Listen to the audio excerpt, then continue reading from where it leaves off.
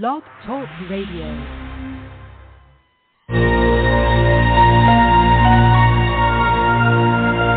Welcome to Two Psychics. This is Michael Edley, evidential medium and mystic, discussing all things spiritual. Hello, I'm Mary Amy of Two Psychics, an intuitive wisdom coach, tapping into your mystical life and sharing messages I receive about you.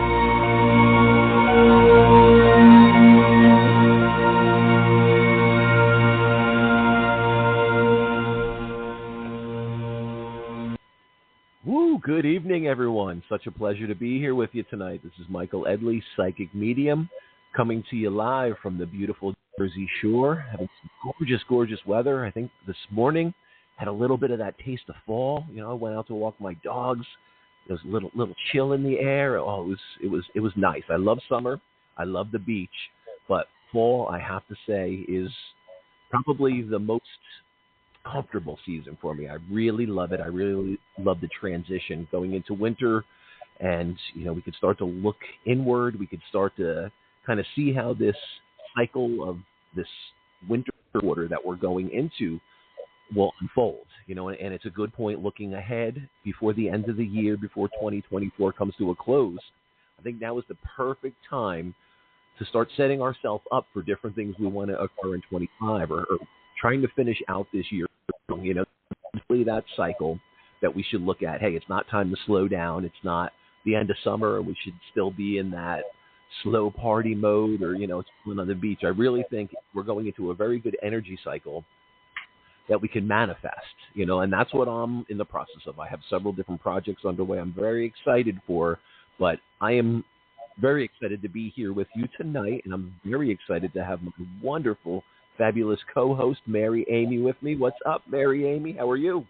Hi, Michael. Great to be here. Here we are, Two Psychics, episode 29, Extraterrestrials, and we have a guest tonight, Daniel Scranton, who's a channeler and a healer, and I'm going to get into that. He, I think, is holding in the green room, so we're going to have a little conversation about, what exactly is channeling and what is going on with Octorians before we bring them out. I am doing very well. I'm glad that we are at the end of the summer. I feel like a lot of release, a lot of renew. I've been sending out resumes and media kits for us so that we can be in events, and that includes fairs and readings and privates. And I'm ready to go. I've been exercising. I've been working out really hard, and I can feel it. And I guess I'm getting ready for a long winter. Getting ready to go into that cycle of manifesting. It really is. Yeah. I think a lot of times we start hitting this season, and a lot of times people want to kind of slow down. They want to rest, recuperate. But what I find is this period of time, and when we can close out the year, just finalizing one or two projects and finishing out really strong, or having a good foothold on these projects that are underway, and we can really launch strong into those in 25, it's the perfect timing for that. And what I find is when a lot of times people start to slow down in this season, it gives us more ample opportunities to take advantage of the space and the opening in time, trying to get things done I'll give you an example. I'm working on a CD, Divine Journey of a Mystic Soul. So hopefully in probably about 6 weeks, I'll be able to give you guys several links where you can get it. It's a meditation CD that's great for tuning into your psychic abilities and trying to understand aspects of what we're going to be talking tonight, channeling, mediumship, ascending, and what it is throughout this album that I wrote. There's binaural tones. It does a process called hemisync, where we try to align the right and left hemisphere, and it opens you to this larger energy center, and it expands upon that. It's just a beautiful thing. So in this energy cycle, very, very important. If you want to try to manifest something, start it now. Start it now and let it unfold. Let it gain that momentum rather than New Year's Eve and, here we are. I have these New Year, I have this new diet or this new exercise or, what is my resolution that I'm going to go into. Start now And don't worry about a New Year's resolution. Let this energy cycle build and manifest. So then you're hitting the new year strong, and you're hitting it coming, right out of the gates as fast as you can. And I think that's when the law of attraction really magnifies and really starts to manifest and expand around us. But yeah, cool things. And I love fall. Fall is definitely a beautiful season. We have all the leaves changing here on the East Coast. It's just gorgeous, and the weather cooling down a little bit. For me, I love meditating outside in nature. In my early morning meditations, when it's a little cold out, it really gets me into the zone. So I love this time of year, that we're going into. Well, this episode is very helpful for everything that's going on, because we have so many energies coming onto this earth, and we're all going through a shift, whether we realize it or not. And there is a spiritual war happening. Now, tonight we're going to bring on Daniel. And now Daniel is a 12th dimension channeler, healer, and guide. His channeling includes Archangel Michael, Archangel Gabriel, the Pleiadian High Council of 7, and the Arcturian Council. Okay, now before I bring him out, he's in the green room, I'm just going to give you some information. I don't know if it's going to be helpful. I haven't spoken to Daniel yet. I'm excited. I'm thrilled, because I, too, believe that I am Arcturian starseed. All right, so extraterrestrials can also be called aliens. Now, they are advanced, intelligent beings beyond Earth and its atmosphere. Extraterrestrials, also known as aliens, are known to have been here thousands of years ago from the pyramids, civilizations that may have included giant spaceships, UFO crashes, ET encounters, maybe even experiments. Many species exist in the galaxies and star systems such as Greys, Arcturians, Pleiadians, Andromedans. All right, so we are going to probably be getting on to what an ascension is. Have you ascended, which is a spiritual shift within an individual, which is the activation of a higher consciousness beyond the physical reality. Arcturians are a species of extraterrestrials, and they are galactic beings of advanced wisdom. They are known to be tall, ethereal, bluish skin, carrying a powerful frequency. Communication and connections with Arcturians rely on energy, frequency, and vibration. Each of us has a specific energetic signal and signature that exudes our frequency. Frequency codes and light language serve as avenues to raise your consciousness. So light language is communications that are vibrational patterns, tones, sounds, frequencies to convey information and healing guidance. So Arcturians, these specific extraterrestrial species, offer light, guidance, and wisdom. And they are from an advanced extraterrestrial civilization, the Arcturus star system, a giant red star 37 light years away. There's what's known as the Ninth Dimension Collective, which has evolved a 9D Arcturian Council, which is a higher consciousness, collective consciousness. Now, Daniel, I'm going to get into who Daniel is. So first off, he has some books. He has many, many books. And one of the books is called, a series of books is called The Ascension, The Shift to the Fifth Dimension, Volume 1, The Arcturian Council. And in that book and his books are channeled transmissions from the Arcturian Council. There's volumes 2 and 3. He is also in a book called The Great Awakening. He's one of 6 channels. All right. So Daniel has been channeling the 12th dimensional non-physical collective known as the Creator since the fall of 2010. Here we are in 2024, so that is 14 years ago. Since then, a wide array of other guides and collectives have spoken through him. Some of those include Archangel Michael, Archangel Gabriel, the Pleiadian High Council of 7, and the Arcturian Council. He's also discovered an ability to channel light languages and healing overtones, and he has used this ability to help others heal themselves and manifest the reality they desire. Daniel works with individuals on one-on-one sessions, group events, and he teaches a variety of classes, including channeling. Now, you can find information about Daniel on his website, danielscranton.com, and his YouTube channel. if you look at the description for this show, you can see all of his connections, whether they be his social media and his website and information. All right, so let's bring him on. I've never spoken to him. I'm excited to meet him. Hello. Hi, it's Mary. Hey, what's up, Daniel? How are you? Hey, guys. Great to be here with you. I'm great. Pleasure to have you. Yeah. Where are you coming from? I'm in Australia now. I grew up on the East Coast. I'm from Connecticut originally, but I keep moving west. First it was California and Oregon and then Hawaii, and now I'm here. Wow, beautiful. That's fantastic. How much of a shift? How different is it? And I should say probably very, very different, but from your perspective, what's the shift from the East Coast of the States to Australia? Oh, it's very different. I don't know. It just feels like continuing to move around like I have. It enters into new portals and new opportunities and expansions and, going to different places and grounding in different energies in those places. I loved being on Maui, but I just felt like after 8 years of being there, I was ready to move on. And my wife is from here, so we just could easily, slide into Australia, and we bought a house here, and we're on 2.5 acres of land. It's a lot easier to own a big plot of land here, than it is in Hawaii, that's for sure. So it's really cool. The weather's great in this part of Australia year round, and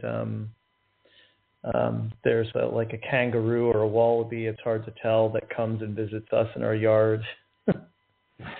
How wild is that? You get squirrels here in New Jersey, and kangaroo in Australia. Yeah, interesting. Yeah, koalas on the trees. And all that. Wow, that's got to be wild. That's got to be such a wild experience. Yeah. Now, do you have like a self-sustainable property, or what do you do with the 2 acres you have? Are you doing any kind of like center on your property, or what's the? Oh yeah, we're not planning on doing anything with like holding events here, but it totally is our sanctuary. My wife does the same work that I do, and she works with people on divine self-love, and she's a channeler, and so we both are very excited to be here in nature, where there's a spring on the property and the spring water gets pumped into the house. So we're, it's very similar to having a well, but there's a big water tank and everything, and we have solar panels. So, we could basically be considered off the grid, other than, we get our internet wired in. Yeah. No, that is fantastic. That is so cool. Honestly, that's something I think at some point most people should strive for. Try to get that independence kind of off the grid. You're not reliant on all the systems that are in place should there be a problem. And I think the freedom that goes along with that must be pretty incredible. Well, one thing is I just love having water that hasn't had anything added to it. I love that. Just showering in water that has no fluoride in it is really great.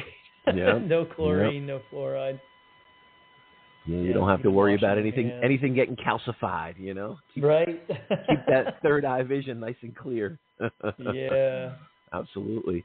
So Daniel, I know Mary Amy wants to get into a lot of the extraterrestrial stuff, but my curiosity initially, before we even get into that aspect of things, is what were the initial stages of your development or your awakening? You do a lot of different things, and it's been a long unfolding. But I'm curious of like the really early stages. Was this something from a very young age you experienced? Did something trigger like an awakening and the channeling process? Was it a deep meditation and it started coming to you? Like what was the awakening and kind of how did it occur and when did it occur? Well, I'll give you the broad strokes of my life and how it unfolded. So I grew up very Catholic. We went to church every Sunday, and my mom even taught catechism. So I did catechism. I did Catholic high school. So I was very much, programmed into Catholicism, and I bought into it, hook, line, and sinker. I noticed most of my friends weren't really paying much attention to what they were teaching us, and so I did feel a little bit weird in that regard, that I was taking it all so seriously.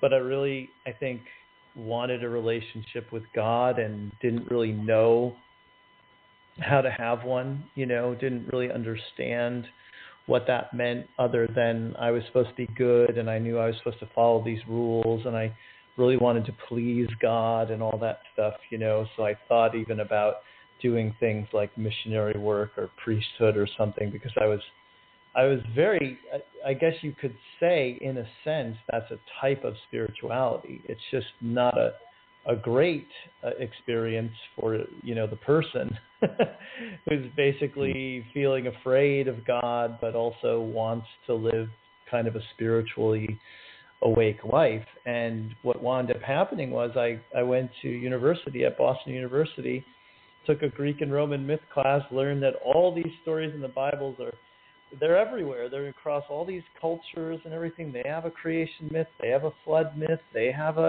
even a savior type thing where the guy gets killed and then resurrects 3 days later. And I'm like, wait a second. So if this isn't really exclusive to Christianity, then why do I believe that this version of the story is the one true truth? So that kind of just disillusioned my whole upbringing, and into my 20s I just became an atheist, and I didn't like being an atheist. I wasn't like a proud atheist.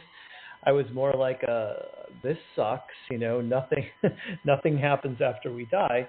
But then suddenly, through a series of serendipitous events, I discovered Deepak Chopra, and I was very into natural health and natural healing. To this day, I eat all raw, all organic, all vegan, and I believe in the body's ability to heal itself, and of course that we make ourselves sick and we can make ourselves well. And I liked what Deepak was saying. I resonated with Deepak, and then Deepak is not just about natural health; he's also about the quantum universe and explaining how the mind works, and how we're projecting our reality out in front of us, and all this crazy stuff that really resonated with me. And that just took me down a path of I started exploring Eckhart Tolle and Wayne Dyer and Yogananda and Conversations with God and the Seth books. And once I got into the Seth books, I was totally hooked. I mean, Conversations with God and the Seth books were both, for me, like taking a drug. I felt so good reading those books. I just couldn't even believe it. And so that's basically how my awakening happened. And once I got into channeling, I stayed into channeling. I went from being into Seth to being into Abraham. And once I got into Abraham, I could go to the workshops, and I did. I went to hundreds of Abraham workshops. I went on 8 of their cruises. And then in 2010, that's when everything changed. Everything started happening in 2010 for me. The beginning of the year was, I was doing Reiki on someone on an Abraham cruise, and my hands started moving by themselves, and I received an energetic burst, and it made me gasp. And it made me realize, I want to be doing Reiki more often. So I just started doing Reiki on everybody. And my arms would move by themselves, and my head started to do that infinity symbol like Stevie Wonder when he's singing, and nice. And when my lips started to move by themselves, I said, wait a second, am I going to channel? I didn't even think of it as much as I was a channeling fanatic. I never thought this is something that I'm going to do. So it was really interesting that I was drawn to it so fully, like a moth to a flame, just always wanted to be in reading it, listening to it, attending channeling workshops, not realizing that when you're doing that, you're getting attuned every time by what's being channeled. I mean, channeled information is way more than just information.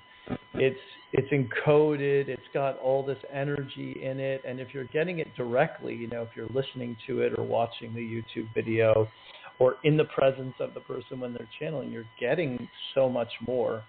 than just answers to questions and like neat processes and teachings and such. So I didn't know any of that at the time, but I started to, have all these experiences. In March of 2010, I had my visitation from ETs. And again, this wasn't the thing I expected. I wasn't into ETs at all. I thought they exist, but who cares? They're out there. We're down here. There's no real need for us to be thinking about what they're up to. But then in the middle of the night, I start receiving this download of energy through the crown of my head. And right before that happened, I was asleep and I was dreaming. And in the dream, I turned to this guy that I knew through all the Abraham workshops, and I said to him, I understand now about the other beings. Now, what's interesting about him appearing in my dream is he's someone who was into ETs, still is into ETs, of course, but when he would talk about it at Abraham workshops, I would just kind of like internally roll my eyes and think, there goes Peter again talking about aliens. And so when he's the one in my dream and I say to him, I understand now about the other beings.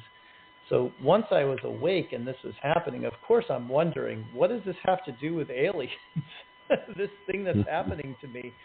Because it's hard to put it into words. It's like when you talk to someone who's had a near-death experience and they come back and they say, I can't really do this justice with words. That's how I feel about this experience. It was so incredible. It was so much ecstasy, so much energy flowing through my body that my back was completely arched. I was barely touching the bed, while it was happening. And I was just begging them to give me more of this and more and more. And then I started to wonder what it had to do with the dream and what it had to do with aliens. As soon as I thought the word aliens, I got a huge surge of energy through my body. And then I just kept thinking the word aliens to get more of it, because it was like that good of a feeling that you just wanted more and more and more. And then I started asking them questions in my head. I hadn't even opened my eyes yet. And I was just, I think I was speaking out loud, though. I was saying, oh, my God, oh, my God, oh, my God at first. And then I was saying, more, please, more, please. But then I started asking them questions in my head telepathically. And if the answer was yes, they would give me a huge surge of energy in my body. If the answer was no, I'd get nothing. So that eventually, I eventually opened my eyes. There was nobody in the room with me that I could see. And so I just got up and I realized, like, okay, there's more to this than I thought, and I'm going to start connecting more to them. And that led me down that path from, say, March to November, where I just kept accessing more energy in my meditations, sort of like setting aside time to connect. And eventually I spoke.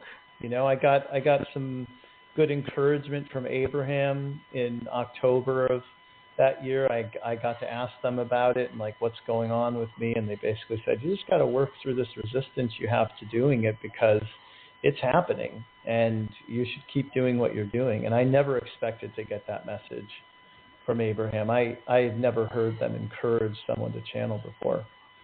So I was blown away by that. And, once I started speaking, I knew that was what I wanted to do with my life. I knew that I wasn't going to be a guy in his 60s reselling books and CDs and videos on Amazon and eBay like I had done for the 7 years prior to that. So I knew I wanted to create some sort of career out of it, and I just kept moving in that direction, and things kept happening, and light language came 6 months later, and then I started channeling tones and overtones like a year and a half later, and it's just been an incredible journey. So out of curiosity, just in this whole development process, did you find like each day it was improving, or you were getting more clarity and things were getting magnified? Or would you find you would work at it for, several weeks, and then there would be like a plateau, and then all of a sudden, there would be a breakthrough? What was the process of actually developing the process and procedures around channeling and connecting to the different, the different entities? Oh, that's a great question, because, for 10 years prior to this happening, I was a daily meditator. I'd meditate for 45 minutes to an hour, not because I wanted to reach some sort of state of nirvana, but because I was like chronically fatigued. And if I didn't meditate for that long, I felt like a zombie by the afternoon. So I was meditating and boosting my energy up for over 10 years, I would say. And then when this happened, I would meditate and I would then spend some time feeling for the energy. And what it would feel like is it would feel like tingly sensations in my back that would then move forward through my body.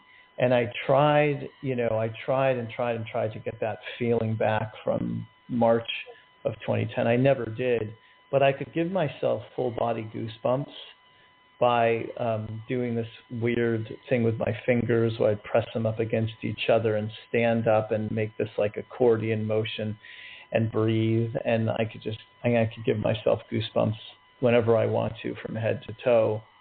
But it wasn't the same. It didn't feel like, it felt like that was progress, but at the same time, I really wanted to speak after a while. I really wanted whatever, because then I felt like I was dry heaving when I would go deep into meditation. Oh, wow. Well, I didn't feel like I was dry heaving. I was dry heaving. And I did it at an Abraham workshop, and then I said, okay, I better find out what's happening here. So that's when I raised my hand.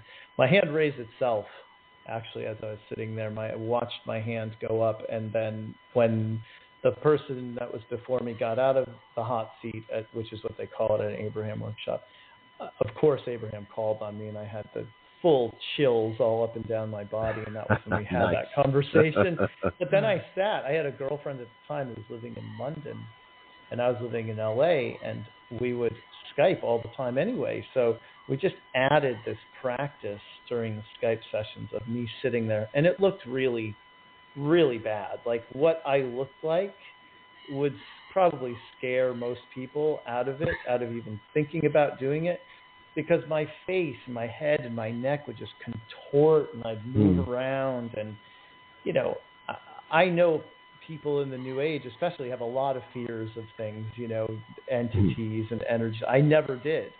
I never had that. Luckily, no one ever programmed me to think in that way. So I was always thinking, this is a good thing, that whatever is happening is good. I was an Abrahammer. And it was. As it turned out, I had no reason ever to think like, this is a scary thing that's happening to me. I just knew I knew that everything I was doing was right, meditating and raising your vibration and all of those things. They're all good things to do. And this was the end result of it. And it wound up bringing forth the creators in like November of 2010. That's the 12th dimensional group that I channel. The other groups that I channel, a lot of the ET groups are 9th dimensional. So they've just crossed over that threshold into being non-physical and have ascended actually into being non-physical from having been physical beings. So I don't channel ETs. I have done it, but I don't do it often, channel ETs that are like flying around on ships. It's more of a collective consciousness from that star system that's now non-physical. Now, out of curiosity, I just like sitting here listening to you. It's funny how many things correlate to me in my own life doing mediumship and being a medium. And the interesting thing, too, is a lot of the aspects that you touch on in regard to channeling and how it occurred were very similar to me. And actually, that's, my latest CD that I'm going to be releasing, it was completely channeled. That's what the interesting thing is. So when you start talking about, your body just coming to this point where you're almost watching what's occurring in your body. It's almost like you're this third person seeing what's going on, and there's this amazing divine energy just transcending and creating magnificent things. And it's really cool to hear it from another person's perspective, and it's very interesting. Now, my curiosity is, did you experience, before you started channeling and that end of things, did you experience any type of mediumship abilities like at a young age? Did you sense spirit? Did you see spirit? Did you connect to it in any way like that? That's the weird thing, is that like with my Catholic upbringing, kind of blocked it out. I just had that fear of God. That's all I had. You know, I didn't have any sort of relationship with Jesus or anything like that. It was just God, you know, is this being that holds the keys to whether you get into heaven, and you better make sure he's happy with you.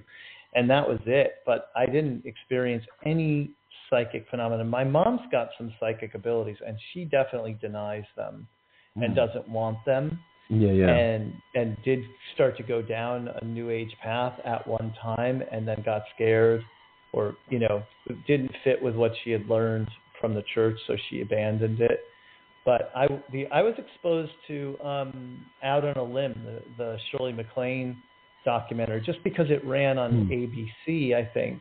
And I remember watching that on our little television, and that was the only new age thing I ever encountered until, you know, I was in my mid-20s. You know, I mean, every time someone would talk about energy, I would think, oh God, this person's nuts, you know. So I really didn't have it. Even though, like, the Shirley MacLaine, I remember I believed in it at the time, watching it as a kid. I thought all that stuff was really happening and everything, but you forget, you know, and you get new kind of programming taking over and stuff. Yeah, and that's the unfortunate thing, I think, about organized religion, is sometimes it puts us in a box, and it's, you know, the do's and don'ts, and, you know, this isn't right, or you need this intercessor, you know, because you cannot directly connect. It's not for you, you know, and it's a shame that our society allowed that to happen. And I believe, you know, in 400 AD, when the Roman Empire came in and took over the Catholic Church, it was manipulated and controlled, and it's a shame. But the interesting thing, I think, with you is I almost feel from a young age, because you had that Catholic connection, it almost opened you to the knowing, or there was like some underlying subliminal thing that there is something else. There is spirit. There is, you know, there is this beyond realm that could possibly exist, you know, even though it kind of boxed everything in and it was like, ooh, yeah, you know, so don't do that. I think for me, and I only say that because I also had a very heavy Catholic connection. Half my family was Hungarian gypsies. You know, my one grandmother would read your palm, very big in the energy. You know, the other side was devout Catholic, and, you know, she lost a penny, she's praying to dear St. Anthony, and somehow it's showing up. You know, and that's, you know, from a young age, I remember as a child talking to a priest and being like, hey, you know, I do see spirit, my loved ones, and, oh, well, you know what, don't do that, but you want to come talk to me about that, and, you know, and I can intercede for you. And it was weird. It was almost like the power and control was almost like, ooh, you can't really do that. So, yeah, it's very interesting. It's very interesting. And what I find interesting is a lot of times my path aligns with people that have like a Catholic upbringing, and trying to eliminate those, you know, preconceived notions that are thrown upon us, you know, as a child and a young adult, and, you know, so many misconceptions around that, you know, but exactly like you said, when you can open to this and truly see that there's nothing evil, there's nothing demonic, this is truly a divine gift that we have from source. And this is something I feel when any human starts utilizing this natural divine gift, your life completely changes. There's no way it could be the same, and there's no way you can look at things the same way once you realize that, you know, there's so much beyond this physical realm that we're in. Well, my definition, and I channel this as well from the beings that I channel, and it makes perfect sense to me that a person is awake the moment they realize that they are God, and so is everyone else. Like everyone else is God, everything is God. We weren't created by God with something other than God's stuff. In other words, how can you exist outside of the realm of all that is, which is what God is? So everything is inside of God, everything is God. And when you realize that, then you're awake. Now, the tricky part is applying that to your life.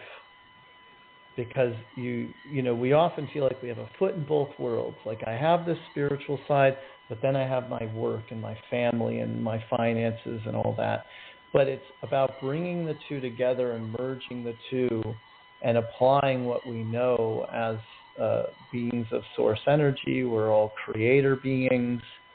we all have the power to manifest and the power to heal and to spread good energy around. And it's about using that ability that we have in those challenges that life presents to us that makes this a daily practice and something that's not just meant for the yoga mat or the New Age bookstore or wherever we would go where that sort of thing is, talked about and accepted, but it's about bringing it into every facet of life and integrating it into our daily routines. Yeah, absolutely. And I think that's so powerful for anyone out there in our audience that's listening. I think that's the bottom line, is exactly what Daniel just said, is bringing that aspect of this physical and spiritual together, interconnecting and allowing it to every facet of our life. It's beautifully said. And I think that is absolutely, that's right on the mark. So what's up, Mary Amy? Are you still with us? Hey, yeah, I'm here. I'm just fascinated by this extraordinary life of Daniel. And I identify with quite a bit because I was raised in the Catholic Church as well. I wasn't following as much as finding peace. And that was a connection that I had a near-death experience, 2.5, and then again at 6.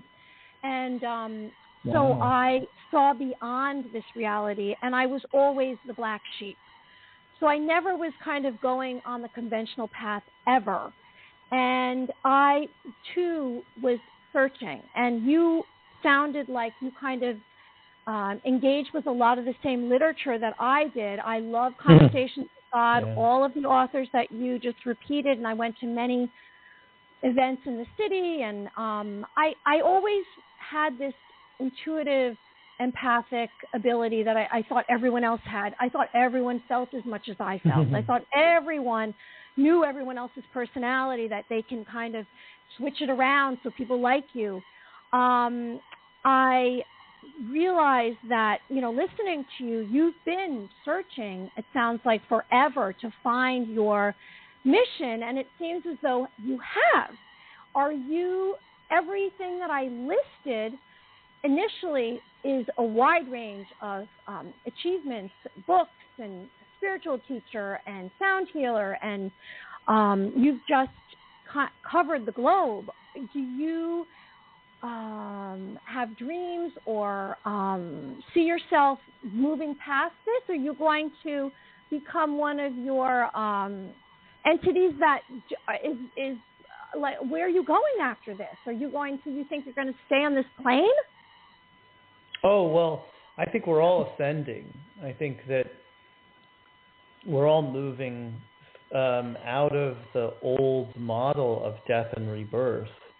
Okay. And we're moving into the new model of ascension, which is one of the things that Yeshua was demonstrating to us, was that, death is an illusion and you live on. And when he ascended, he wasn't in like a conventional physical body anymore. That's why I think he told people when they saw him, you can't touch me, like you can't hug me or anything, because he wasn't anymore in a carbon-based, typical flesh and bones kind of body. He was in a light body. And then he could ascend in that body. And that's what's happening to all of us. I mentioned that I eat raw, organic, vegan food. I eat I eat very little. And I think that was intentionally put on my path too 27 years ago to get me to this place of having a lighter and lighter version of the physical body, not only to run higher frequency energies through it, but because we are ascending in our bodies, and our bodies are transforming from these carbon-based vehicles to crystalline-based vehicles. And that means higher vibrational, that means more light, less dense. And so we'll all just keep ascending from what you could say we've already ascended from the third dimension to the fourth. And some people will say, well, how can that be? The 3 dimensions are height, length, and depth, and I don't look at it that way. I don't look at it in those very like physical terms, but I look at it instead in terms of levels of consciousness, frequency ranges, and we've raised our vibration collectively up into the fourth dimensional frequency range. And we're moving now into the fifth, and a big part of that will be the extraterrestrial contact experience that we'll have, because that will open a lot of minds. That will get people to think very differently about themselves, their place in the universe, what the future is like for humanity, where we came from, because everybody has these ideas that seem to be either very religious or very Darwinian, but nothing that sort of combines both.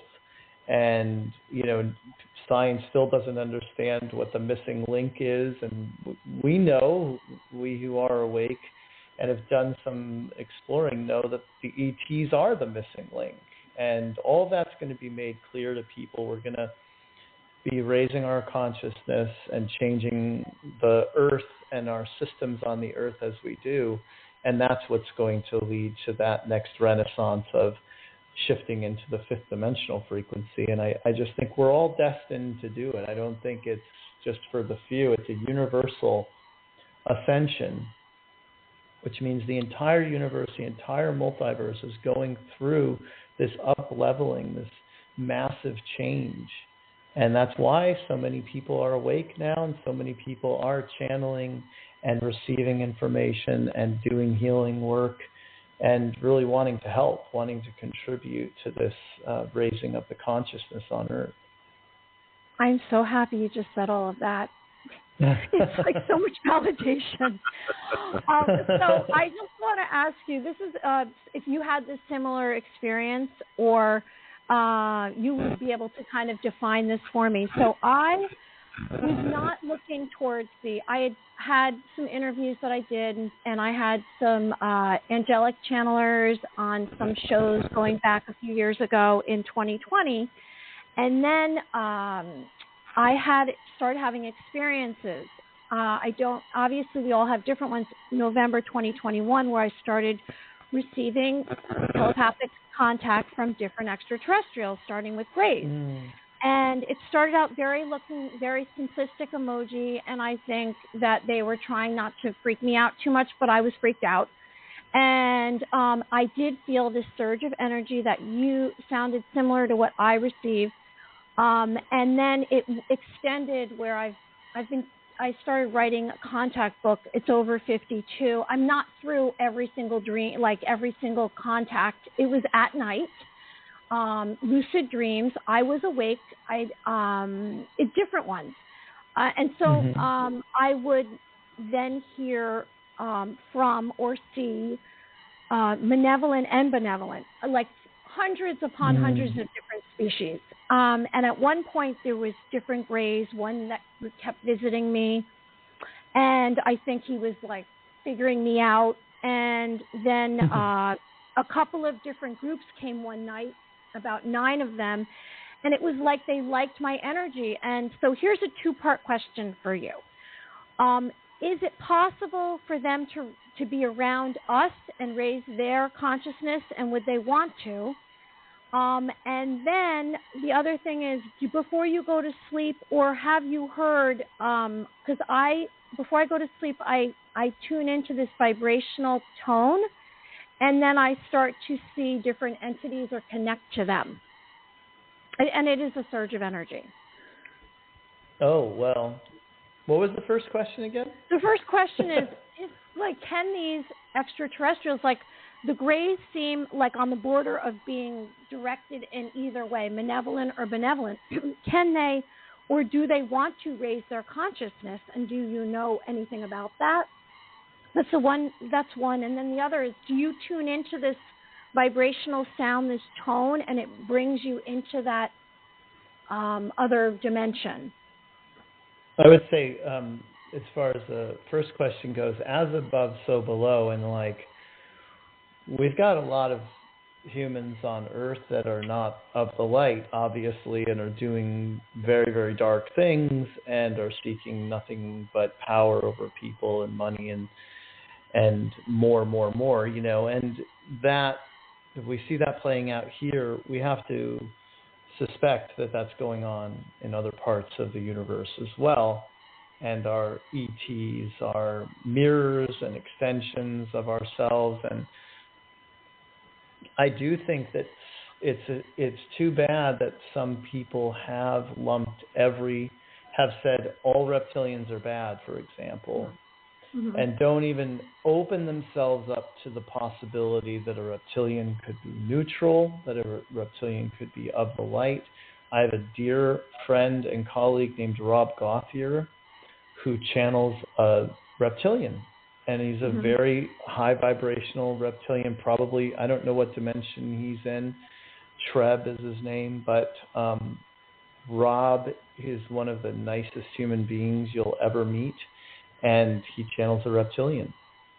Okay. So that opens your eyes right there to the fact that, there's going to be those who choose to go down a dark path and those who choose to go down a path of light. But what I think is happening is more of those beings who chose a dark path are getting tired of being the bad guy, of being the villain in the story, or, they realize, just like someone who seeks out fame and fortune on Earth and gets it, and then is alone in their penthouse of the hotel going, I can't even go outside right now. I'll just be mobbed by people who want selfies and autographs, and this isn't a great life. I have all this money, and all this fame, but what does it really get me? And I think that's an example. It's a crude analogy I'm making between a group that just goes around like locusts and just dominates world after world, taking everything that they can from it and then moving on. Eventually, I think they get tired of that and realize it's an empty existence, and what they really want is to grow spiritually and make more connections and help people. And so I do think it's natural for every group and every person to go through an experience of moving more towards the light. And I definitely think because we're on this ascension journey, you're going to be more supported in your actions and your thoughts that are of the light and bringing you towards more of that unity consciousness way of being.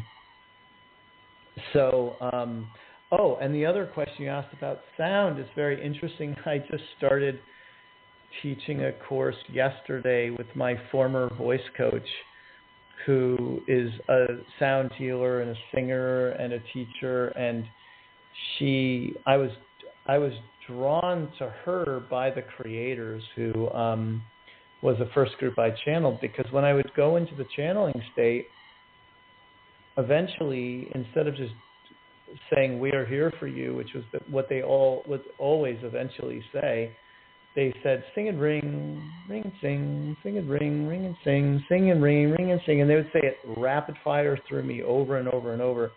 And I eventually got it, that I needed to go take voice lessons. And so that led me down this path. And Wendy Kennedy, who's another brilliant channeler, channels a Pleiadian group that she's made many recordings with about the power of tone and sound. And so I was listening to those, and I was being guided to go take voice lessons. And then my voice coach was like, "We can warm up by doing a toning exercise." And I was like, "Okay, that sounds great. I've just been learning about the power of tones and sounds, interestingly enough." So we start toning together. And then the next thing I know, I'm channeling these overtones from the creators. And so I know that people hear ringing in their ears a lot, and that's communication as well.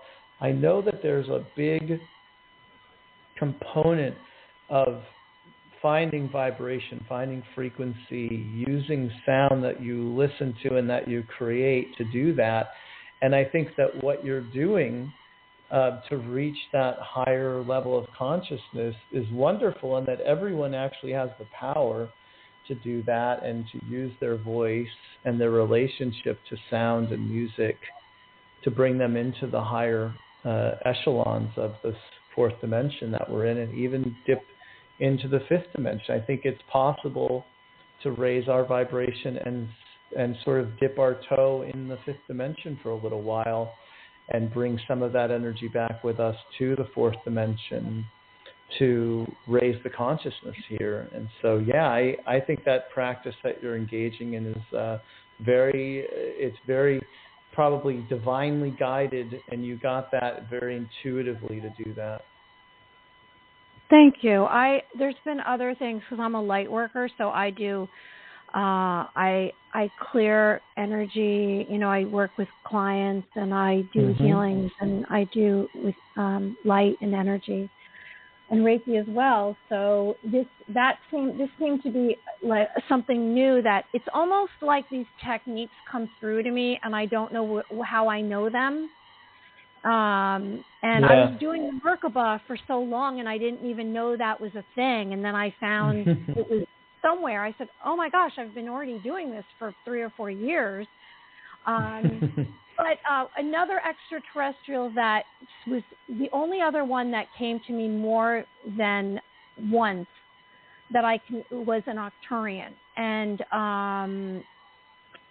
the first time that he came to me, he was just looked like his mouth was moving. He seemed upset, and I didn't understand what he was saying. And then the second time, it was similar. And then the third time, I adjust my frequency, or somehow I did this where I could understand what he was saying. And then I asked him questions and then heard back the answers, which, whatever you call that. I don't know if it's just me having a conversation telepathically. It's a type of channeling. Yeah. Is it a type of channeling? So here's the thing. I'm wondering if when you do this channeling, is it something that you set yourself up for? Would you like to do a demonstration, or is that something that you do, and it's not like this, in a situation not like this?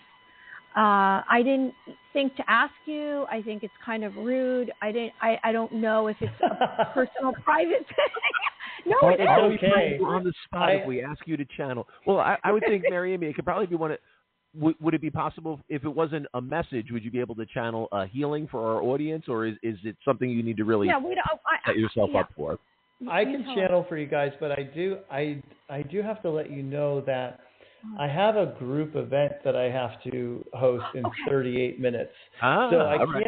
I don't know if you guys are on for 2 hours here, but I can't stay with you for the whole 2 hours. No, that's good. We'd love to have you, but as much time as we got with you, it's a pleasure. An hour, 45 minutes to an hour for guests, because we know we weren't ever thinking that it was 2 hours. We just. Oh, okay. No. I'm happy to close out the whole thing by giving people a demonstration of what it's like to hear from the Arcturians. Start getting you in the zone for your event. Yeah. I'm channeling the founders for that one, but it's fine. I mean, I do this all day. It's I work sometimes with 6-7 clients a day, and they're all getting messages from different beings. So it's just like, 14 years of it, you can imagine.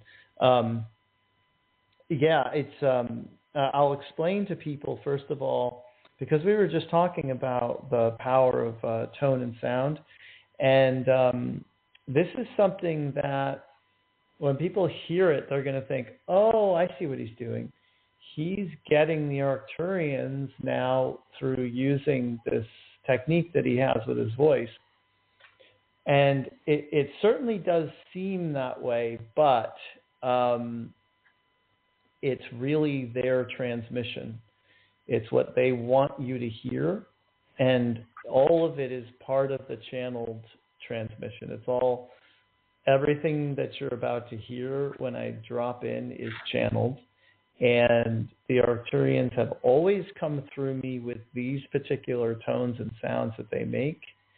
And then they introduce themselves, and they'll give you a little message for everybody. That will be for everybody. But I just feel like it's necessary for people to know that, because it's probably more than half of the people would just assume that I need to do this to get them to come through me, but it's their idea, it's all their idea that these sounds come through me in the beginning of what should be happening, I guess. Okay, I'm so grateful that you're here tonight. I really appreciate this, Daniel. I don't know. I knew that I needed. Pardon me? What? It's always great to talk to people like you guys. I mean, it's the most interesting thing that I could possibly be. Most interesting to me to hear stories like the one you just told about meeting this Arcturian and not being able to understand him. That fascinates me more than anything else. That, you know, that is more interesting to me than anything else that's going on. This type of thing that we're talking about here. So I'm very happy to be here. Okay, great. Okay, here they are. Here come the Arcturian Council.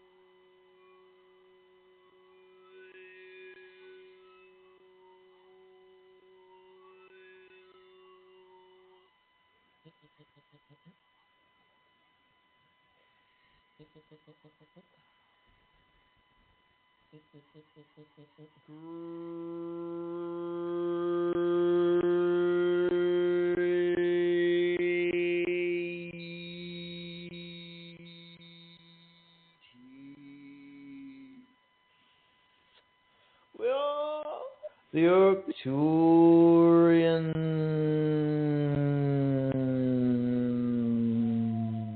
Council. Pleased. Good. Will you? Yes. We are very excited to be here with you and to be sharing with you this energetic transmission. Everything that comes through this channel here is coming to him first energetically. And he is then using the ability that he has to translate that energy into words and sounds. Therefore, we do not speak English. We do not speak at all, and we certainly do not have language in our non-physical form here. Energy is everywhere. It is everything. And when you tap into an energy, you then develop a relationship to it. Daniel here has been exploring his relationship with us and to us over the past 8 years as we've been coming through him since 2016. It changes him to connect to us in this way. And we recommend that you explore your own relationships to your spirit guides, to the archangels, to the ascended masters, to any ETs that you want to develop a relationship with, because you are expanding, you are becoming more of your higher selves. And to do that means to be more open to other aspects of you coming through and being merged into or integrated into who and what you are as a human being. Part of this awakening is, yes, understanding that you and everyone else is source energy, but you generally don't make the jump right away from being a human being to being a source energy being that encompasses the entirety of this universe and many, many other universes all around.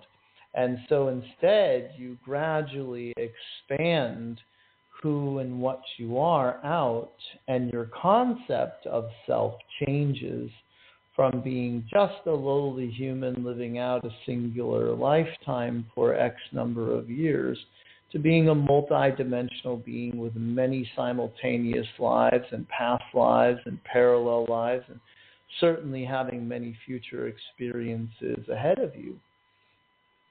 And so it is the process of integration that is well underway with your ascension. You're integrating not only those other selves that you can think of as having lived lifetimes on Earth, but you're integrating the other parts of you or aspects of you in the other dimensions and other star systems throughout our galaxy and even beyond.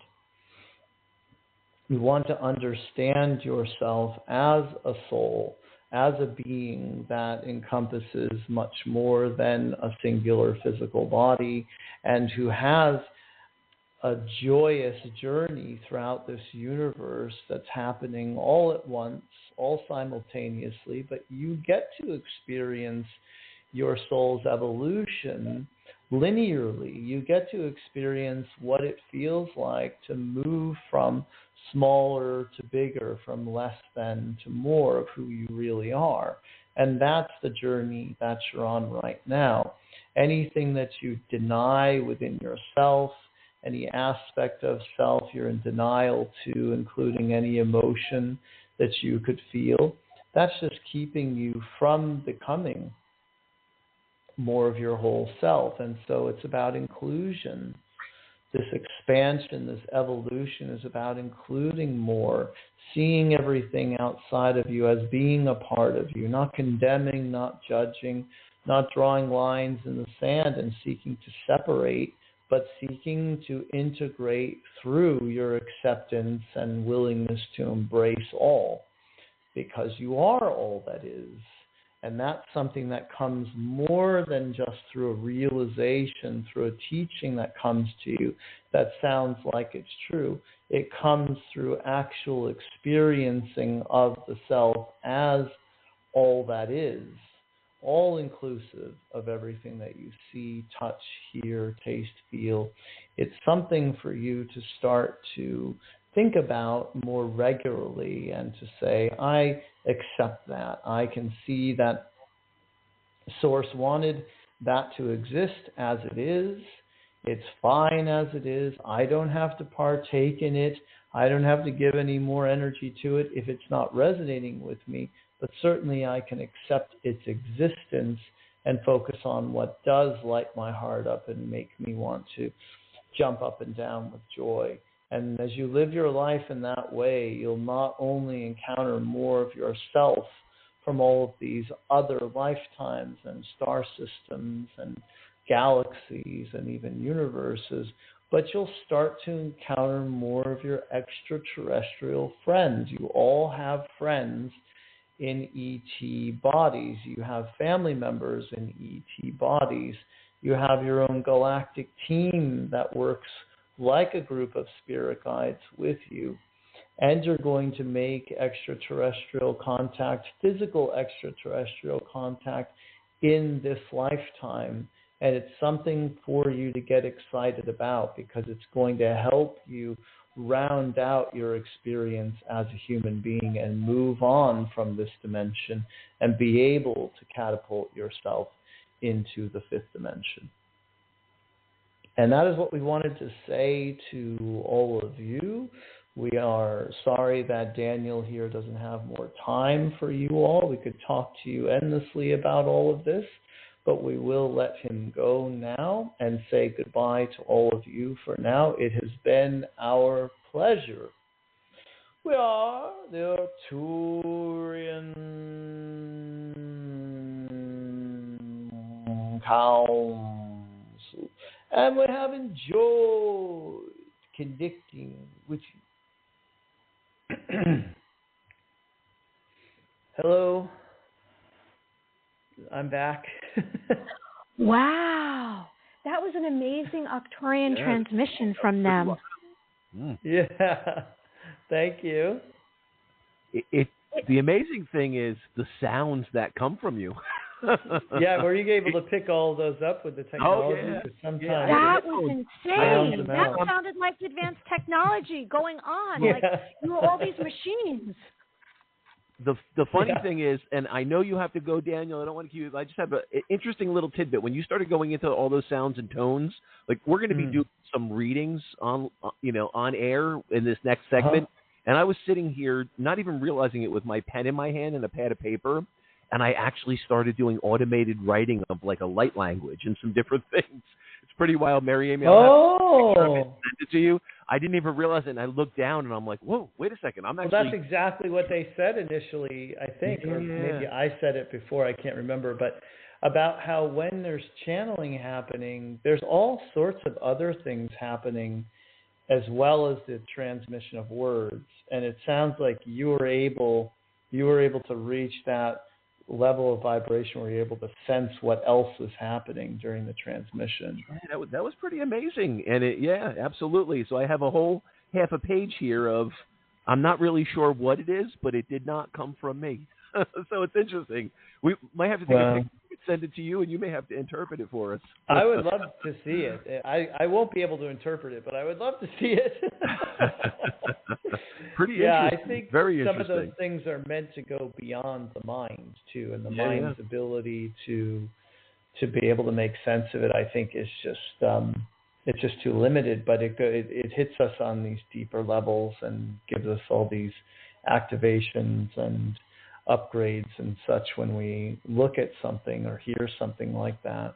Yeah, absolutely. My energy feels amazingly balanced and grounded. So yeah, that's a good sign. All right, Daniel. We don't want to keep you any longer, but you can share with our listeners. We'll share with our listeners all the ways they can connect to you. But if you decide to come back to the States, just know we're going to be pulling you in for some kind of large event here on the East Coast. Okay. Well, yeah, that way I can write off my trip home to see my parents. Exactly. There you go. Yeah, I do have a website, danielscranton.com, and I'm glad that you mentioned the book, The Great Awakening, because that will be coming out in October 1st, and we're very excited about that, for me to collaborate with the likes of Daryl Anka and Matt Kahn and Sarah Land and all these really wonderful channelers and teachers, and Mike Dooley put us all together, and so he's in the book too, and it's really phenomenal. So do check that out on Amazon, The Great Awakening. Absolutely. And yeah, that's us. All right. Well, thank you so much for spending your time with us. Really appreciate it. Yeah. So You're welcome. this was fantastic. Thank you, guys. I love the insight I'm sending you you got. blessings. Sending you blessings. You too. You're awesome. Thank you. All right. Thank Thank you, Daniel. Nice Appreciate meeting it. you. You too. Okay. Have a great Bye-bye. evening. Bye-bye. Thank you. You too. Bye. Bye. So I will have to send you a picture of this, Mary Amy. It was pretty wild. Gosh. When he started going into gosh. the tones, I was really just focusing in on the tones, and it like started pulling me in, and I started feeling almost like I was going into like a slight trance. I'm like, all right, I'm starting to get this picture. I want to see what it is. I will. No, because I've seen pictures of light language. I'm so curious now. What did you make? Because I'll take a picture of it and I'll send it to you, because I had above it I had all these different questions and some ideas of questions I wanted to ask him. So the top half of the page is questions. The second half of the page, literally, I just started, like, I didn't even realize it till I looked over and my hand was just moving, and I have little symbols, little X's, little dots. It looks like I have two little whirlwinds. Looks like I have a mirror reflection on the top half of this image I was writing, and on the bottom half, there's like little like angelic wings coming off. There's like a pyramid with what looks like a reptilian eye in the center, but if you look at it from a distance, there's a body around it. It looks like a gray almost. So there's a lot of information in Sounds here. very, and yeah. It's almost like in his transmission, it was showing me almost like this expansive overview of what's going on in, you know, these other dimensions or in this extraterrestrial realm. Very interesting. It's a completely different sensation and connection than what I would have doing mediumship. So, and it's very interesting. And what I found interesting, like when Daniel talked about this sensation that would come over his body, and almost now to the point where he would get goosebumps, and he knows he can almost open that channel frequency when he feels those goosebumps. You know, it's part of his process. It's interesting for me. I know when I'm getting ready for a gallery or I'm doing a large event or different things where I know it's going to expend a lot of energy and I'm going to have to pull in a lot of energy and connect, I start getting like a tingly, like a pins and needles sensation. And it starts usually in my hands and my arms. And then I start to feel it all over my body for the most part. And the more I feel it, the more connected I am. So I know, like going into a gallery or going into any event, when I start feeling the tingle, I'm like, yeah, all right, the volume knob is on. I'm connected.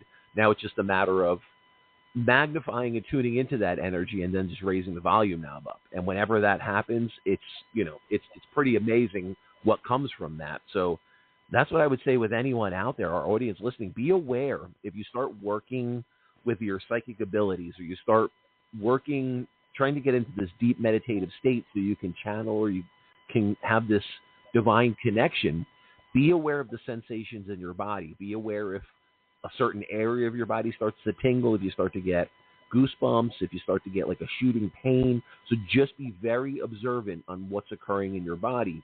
And that's something I had to learn when I started doing my mediumship, is not only is it the messages that come from me, you know, the knowing, the memories, the whatever is imprinted on me, names, numbers, all of that, but I have to be aware of my body and how my body's functioning, because when I'm in that trance state, sometimes I'll start to move a section of my body, or my hand will, you know, it'll go over my heart, or it'll go to my liver or my kidneys. And I know the spirit realm is trying to show me something, what's going on with them, you know, how they passed, what can I validate from that information that I can present to my sitter that would relay some information that's coming from, you know, their loved one in spirit, or, you know, whatever it may be that's showing me, hey, this is an area that we need to focus on. And it's interesting, like there was one time, I'll give you an example, that it was almost as if I was holding a cigarette and I was like smoking a cigarette, and I didn't even realize like my fingers looked like they were holding an invisible cigarette, and I kept on putting my hand near my face and then drawing it away. And the sitter was like, they're like, are you like, are they showing you you're smoking a cigarette? And I didn't even realize I was doing it. And then I was like, oh my God, I am doing that. You know, I am. And I'm like, well, I guess your loved one is showing. And then I'm like, all of a sudden they presented me the brand of cigarettes that they smoked and very detailed information around that. And I brought it through, and it was very significant. And now the interesting thing is, now I know when that happens, I'm aware of it. And I'll give you an example. Like I had another sitter, and there was a very, very significant piece of evidence that came through in regard to Virginia Slim cigarettes. You know, and it's pretty mind-blowing when that information comes through. So being present and being aware of not only what you're experiencing mentally, but be aware of what you're experiencing physically in the body.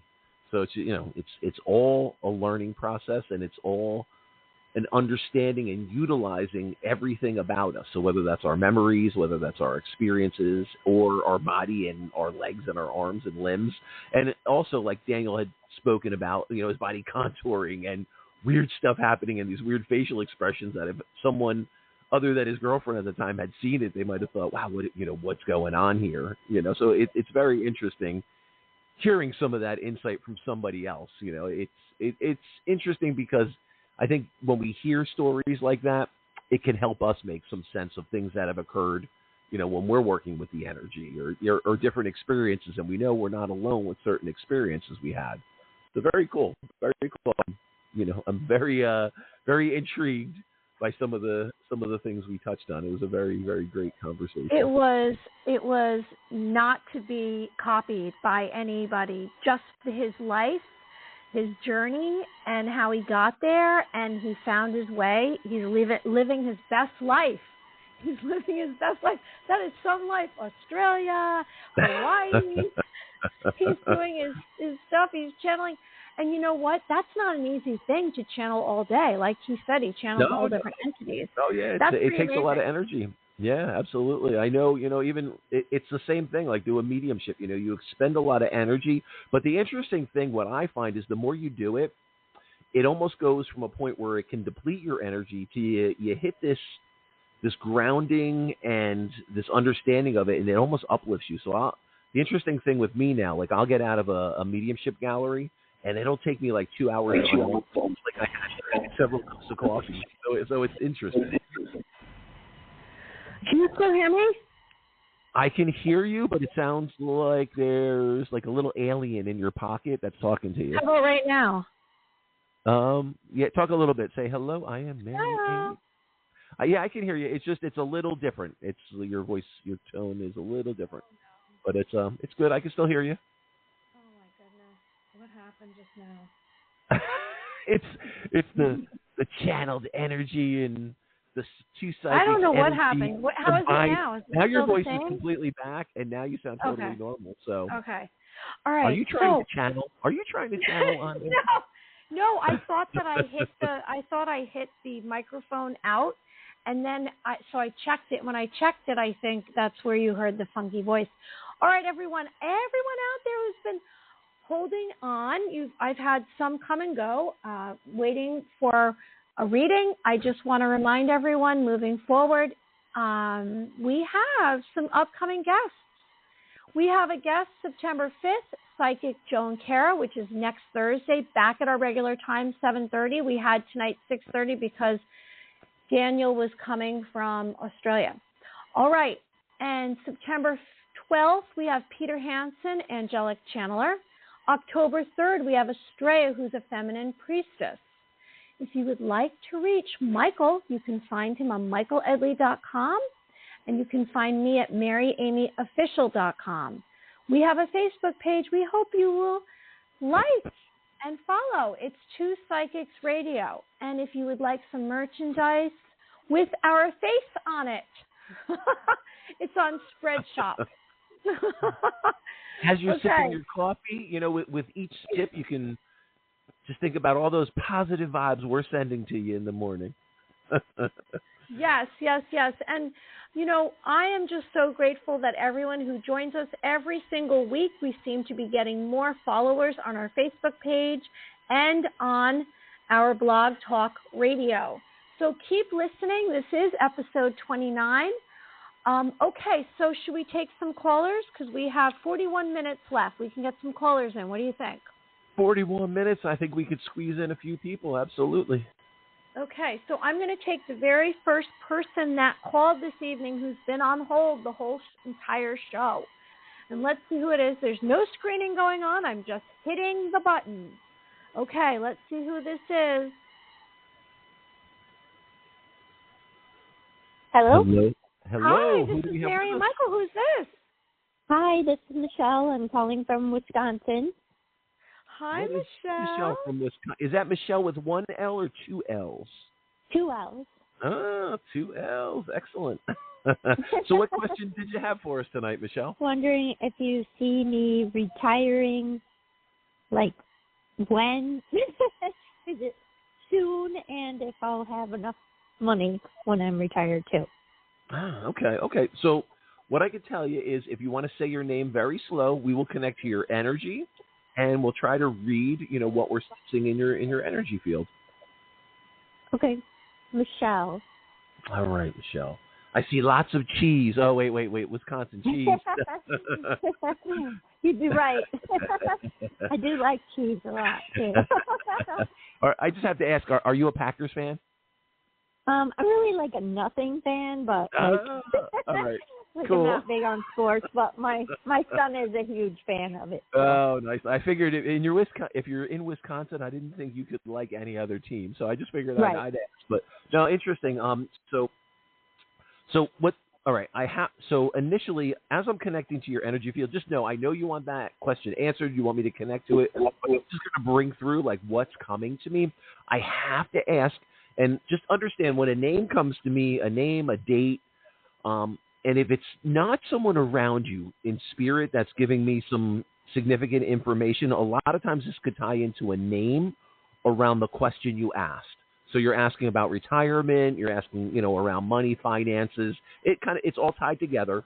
And I have to ask about the name A, because in your energy field, I'm getting the significance of an A. And I believe your collective is giving me the A, either someone who's there around you. It feels like female energy, feels like this is from mom's side, but I'm not totally tuned into it yet. I'm getting an A, so I have to ask about the name Ann. Is the name Ann significant to you, or the A initial that would be similar to Ann, of someone either in spirit, in family member, a friend, or someone near you in the workplace, or something around finances? I can't think of anybody with an A. No significance to the name Ann, like around the workplace. Okay, so what I want to say initially. I'm sorry, what's that? I knew somebody named Anne Marie who passed away, and she worked with me. Okay. So that. I did. Okay, so the Anne, We weren't super close or anything, but no, and that doesn't matter. What we have to understand is when we open and collect energy from your collective, this could you don't necessarily have to be super close to them. Like I've had coworkers, I've had neighbors, I even had someone's mailman, and it was very interesting. Started talking about certain things around the property, and really, and it was interesting because the mailman actually validated something that had occurred in a certain date with this. So so the Anne and the Anne Marie, I do pray for her though. Okay, so if you're still connected on an energy level and you pray for her, just know they're around us. They hear that. So the name Anne is very heavily connected to you. That's why I wanted to bring through that A, and I said the name Anne with it. So I appreciate that validation, because I do believe that's who we're talking about. I do believe this is a close friend. I felt like, so just know when I'm connecting, our loved ones in spirit, our friends, our coworkers, people that were around us, they didn't necessarily have to be tied to our everyday occurrences. It can be someone that was distant, and they just show up and they want to acknowledge that. So if you were praying for her, just know I believe her energy comes through. Like her energy is at peace. She's showing love and support for you, and I do believe she could be part of your collective to tap into for guidance, for wisdom, for knowledge moving forward in any type of event like this. So I have to ask. So what's interesting is, was there a white dog or a poodle or something, like a poodly, like some dog that would look kind of poodly in your life? Because I also feel like when I'm connecting to your energy field, I'm seeing like a medium, like a dog that would have been around like 50, 60 pounds. That's what it's occurring to me, and almost like poodleish, kind of. A Shar-Pei? Like kind of like weird. What would it be, like those colors, like that tan, beigey, white? Yeah. Yeah. Okay. So just know your energy is coming through around you. So I have to acknowledge that. What's interesting is I almost feel like when I'm connecting to the dog's energy, I don't know if the dog tried to eat a cat or there was a cat in the house at the same time the dog was, and the dog didn't like it, or would chase cats, but I feel like I have to talk about a cat in regard to the dog. Not that I can remember, but... Or was there a significant cat in the family, like a family member, a sister, a mom, or my daughter had 2 cats. Her babies, her everything. So I'm and curious they both passed. Would this dog have been alive and in the same house around them when they were living? I'm trying to remember. It was so long ago. And not a problem. And I don't want to spend too much time and energy on this. I think my kids were already. I think my daughter was already moved out. So the interesting thing, like what it could be, your dog is bringing up the cats, so there could be significance, even though I'm not connecting to the cats. The dog may actually want to bring through, like, cat energy, letting you know that the cats are okay. So I would say that might be a message for your daughter. And I would say if you're calling us, your daughter's probably open and tuned into this stuff also. Oh, yeah. You want to let her know that her cats, that your Shar-Pei actually brought through information to me saying the cat, talking about the cats. So I would say he's acknowledging cats with him in spirit. And the funny thing is our pets have a soul, and they come through just as our loved ones or our friends would come through, and they're around us. Now, I have to talk about what's interesting, and the funny thing is the 4. So now when I see in your collective, and the funny thing is I don't know if this is tied into Anne or your dog, but is April a significant month for you or the family, or like a birth or the passing of one of the animals, the dog, or significance to the number 4? I want to say my dog, not that one, but the one I got after that one, I think died in April. It's either April or May, and that's so the it's one I thought you would bring through, but you said the one before that one. Yeah. So the Shar-Pei that came through before is, I do feel like this energy is kind of coming from the dog. So what's very interesting with you, not that like your human loved ones don't want to jump through and connect, because obviously Anne came through very strongly. I could feel the presence of that, but the dogs are very integral and very important. So with them with your dog giving me like the 4 or the April, because the numbers always have a dual meaning for me, it could signify that your other dog is with that dog, and they're kind of connecting the dots for us a little bit. But all right, so I just want you to know the dog. That dog was my everything. The one in April was really hard for me when she passed. Now, was the dog's name? Was there like an S or an SH, like Sheba? Like, what was the dog? Is there an SH either around? What's the deal with the dog's name? Is there a SH around it? Stella. Ah, the S. Okay, excellent. Okay, so Stella's with us. So see the S. That's how it works with mediumship. They try to give me validating little pieces of information or evidence that they're around you. So that's why they gave me the S. So yeah, so Stella. So that's what it is. So Stella's the S is a significant as a significant initial around the dog. So that's awesome. I appreciate that validation. So I know we have a good connection to your energy. That kind of validated it. So let me just sit with this before I hand it off to Mary Amy. I want to talk a little bit about.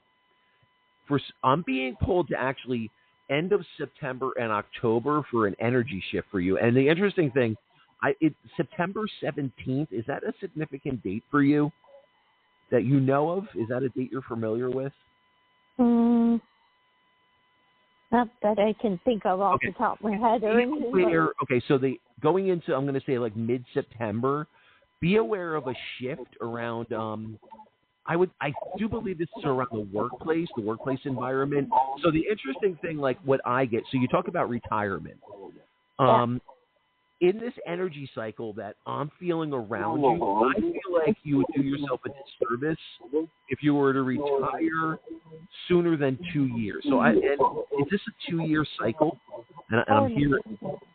I already turned in all the paperwork and applied. Okay, so apply for it. So what's interesting then, there's a 2-year cycle going on around you. September 17th is going to be significant right around that date. So you may get some confirmation, but just be aware if you retire and you kind of feel a little unsettled, or you even start up like a small business venture or a side hustle, I do feel like there's going to be a 2-year cycle unfolding around you that you may find another calling, or there may be some energy cycle that pulls you into almost like a secondary work environment. But I do believe this is on your terms. I do believe this is something that almost like your soul would be calling you to do. And what's interesting, I don't know if you write at all. I don't know if there's something to do with you writing. I'm seeing you with a pen, and I almost feel like I don't know if you're actually composing music. I almost feel like you're writing like a book. So I don't know if, did you write? Was there poetry or a book or stories? Was there something around you writing? I have like a box of stuff that I have wrote, and I always say I'm going to write a book. There you go. And I was like drawing a box as you were saying. You know how you said you were. Well, that's how this works. That's how this psychic energy works when we connect to your energy. And I can tell you, it is such a powerful energetic connection to you, the writing and the energy that comes from that, and the love and joy. I can even feel in your voice when you start talking about it that's what the 2-year cycle is. So I almost do feel like I have to say the retirement is probably a very good thing. I just think you have to be very critical and very aware of your finances and where you're spending money. So I think I feel like this is stuff you've already researched and looked into, cutting unnecessary expenses, just really utilizing and stretching your budget as far as you can, because I think if you allow that freedom that you can kind of disconnect and you can write in a 2-year cycle, I do believe there's a new journey you're going to be on, and I do believe you could be a published or a self-published author with your writing. So I see that very prominently. Now, Mary Amy, I know I've taken up a lot of time. I want to hand it off to you. So without further ado, can you hear me? I can, yes, we can hear you. Okay, so it sounds like you have a party line going on, so maybe we connected to the Octurians. You have a divine There's counsel some around strange you. sound coming on. Or What? it could be all her pets. It could be all the pets in spirit giving me all that information. I don't hear something. anything. I hear it on this end. Hi, Michelle. This is Mary. Hi, Mary. So glad you're calling from Wisconsin. I wrote that down. So, okay, this is what I received. You're a sweetheart. You're kind, understanding, lovable. And I saw a teddy bear, a toy teddy bear, which is related to wisdom and healing, a desire for emotional support. You have intense feelings. I saw you swimming in deep water, and you are asking for help, but you don't need it. You, let's see, you have overwhelming situations in life, but you handle everything. You're very qualified at everything you do and everything you try to do. You sense that you are alone in a crowd when you're not alone. I mean, in other words, that you're always existing alone. I'm not saying you're happy or you're sad. You're accepting. You're very clear as a person. I received that you have a recurring dream about something you want.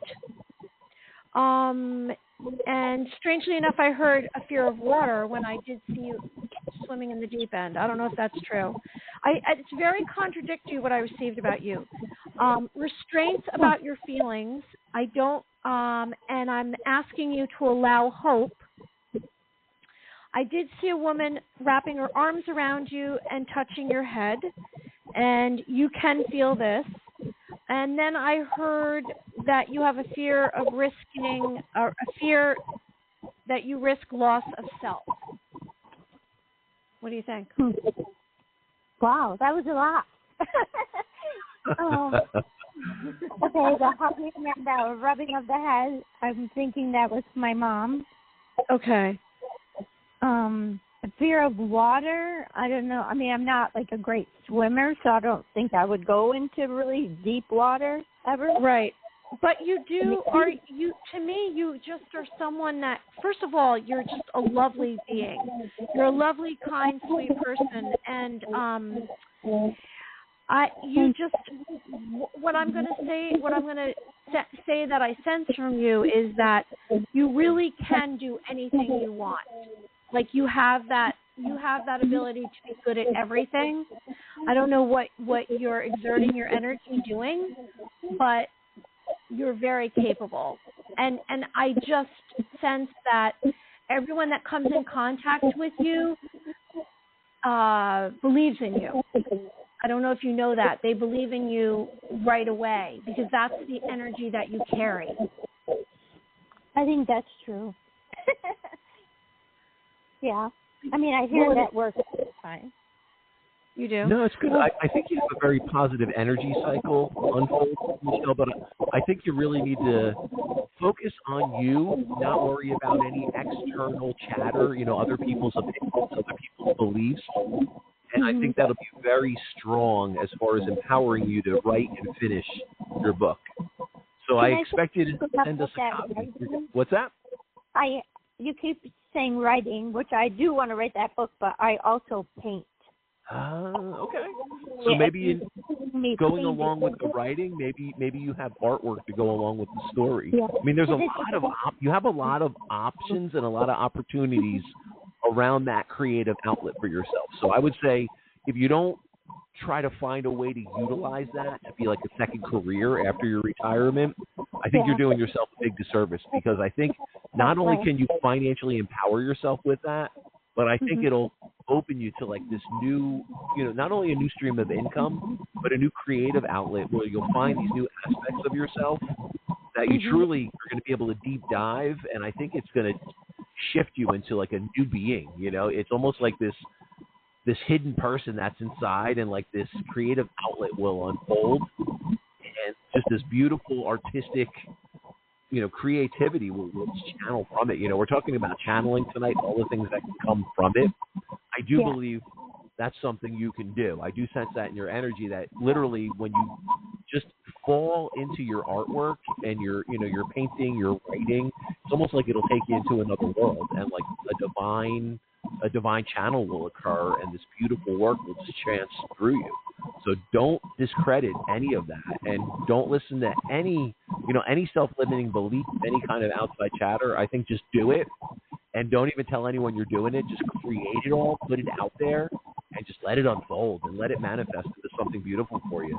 But Michelle, unfortunately, I have to close, but listen to, rewind this, because there's a lot of good information in this Two Psychics reading for you. And I just, again, have to just bring up that September 17th, because that's coming through pretty prominently, and a 2-year cycle. So that's what I do believe. A lot of this is around your art, your creativity, this new beginning that will occur once you release this old self, the retirement, and it's just a new beautiful start for you. So thanks so much for calling in, and we each want a copy of your book or your art or your creative compendium of art and words and writing. All right, so thank you so much for calling in. Thank you, Michelle. Have a great evening. You too. I'll keep listening. All right, okay, awesome. Thank you for it. Appreciate it. Bye. Thank you. Follow us. I will.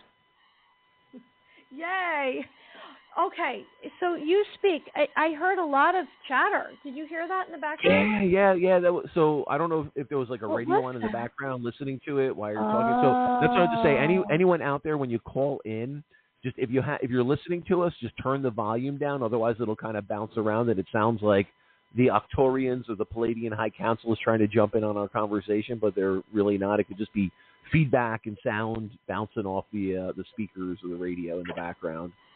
So, but very cool when we can connect like that and can get the validation of the pets coming through, and the first dog coming through, and then kind of all the other ones and they're talking about the daughter's cats, and then the other dog with the Stella, kind of piggybacking on the other dog's energy and coming through and giving me the S and the Ann. So I think we have a really good energy connection. And the funny thing is, I almost have to credit that to Daniel's channeling meditation he took us through, and the chanting and the tones, and there's definitely something to that. Definitely something. You know what I got too? It's so interesting how we are affected, and when we hear someone, it's not just the words, it's the sounds, but there's other energies. I'm receiving all about myself, the polarity inside of me, my duality. Nice. Like, okay, Mary, deal with who you really are. This is an ugly side of you. That's what I'm receiving. to kind of extinguish that? Yeah, I think when any information comes through, whether, it's channeled or we're in our own deep meditation and we get this psychic awareness and our soul starts speaking to us, it's always for our highest and best. And as daunting or unnerving as it could feel initially, I think when we sit with that energy and we allow the emotions to kind of flow around it, it's almost like a deep dive into ourself and into, what's going on. And, we can really learn a lot about ourselves. And I think these are the moments that we can challenge ourselves to learn and grow, from these experiences. And it's something that can definitely empower us and can lift us. It kind of propels us to that next level. Would you like me to bring someone else? And let's see. Should we do that? Next person. Let's see. Who's been holding a very long time? This person. Here we go. And the next Hello, caller. This is Mary and Michael. Hello. Hello. Is anyone there? Oh, yeah. Me? Hey, what's going on? Who is with us? My name is Rose. Hi, Rose. This Hey, is Rose. Mary Where are you Michael. calling How from? are you? I'm calling from New York, Long Island.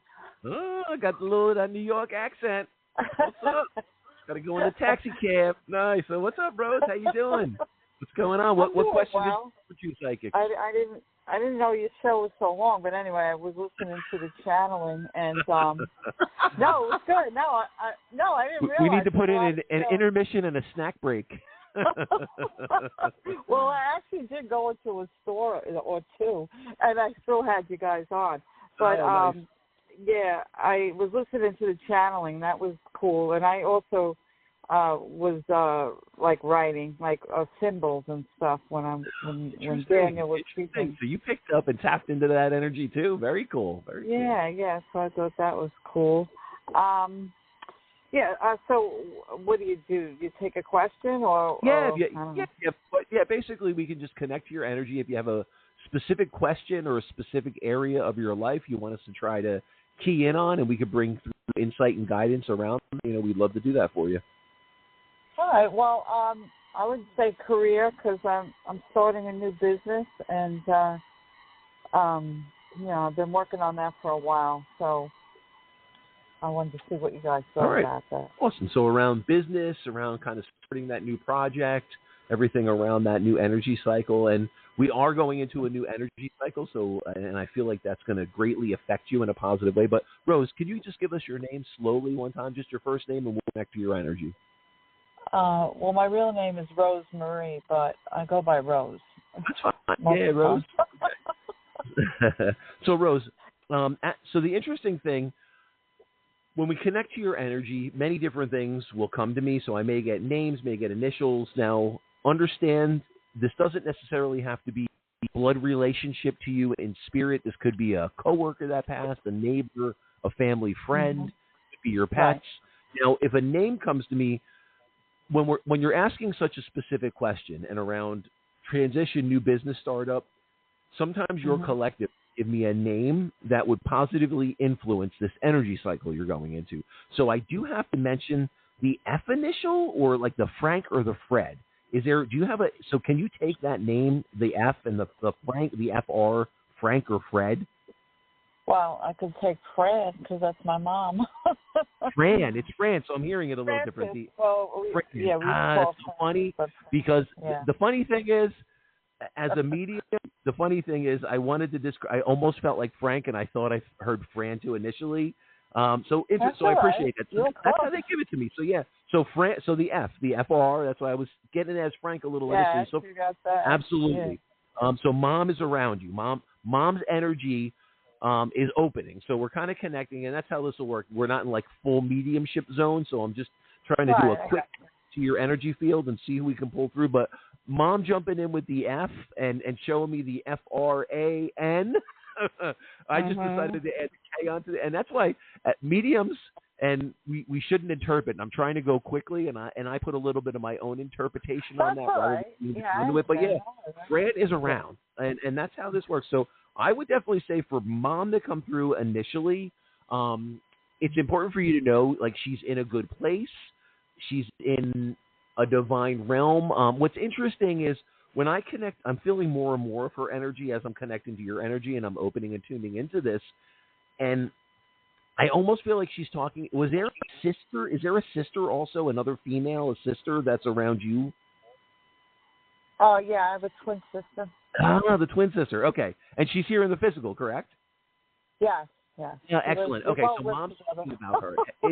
So mom's acknowledging the sister, the exact, and it's interesting because that's what she shows me. Like, it's almost like two peas in a pod, two together. So very interesting, that connection. Now, I have to ask, were either you or your sister not able to be there towards the end? I almost feel like she's acknowledging, she's aware of, like, I don't know if someone tried to get to her and couldn't, or were making the attempts or stepped away, but I feel like she's acknowledging, like, in the passing, everything kind of unfolded and transpired how it should.